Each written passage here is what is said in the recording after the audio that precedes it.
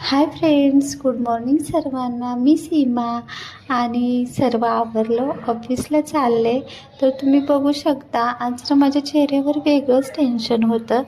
काय होत होतं माहीत नाही, पण असं खूप अस्वस्थ वाटत होतं आणि बरोबर तसंच झालं. खूप बेकार दिवस आज गेला.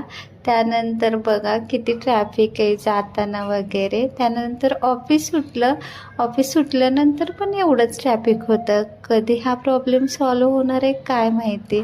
त्यानंतर मग चालले रूमला, तर अजून एक प्रॉब्लेम, त्यात माझी तुटली चप्पल.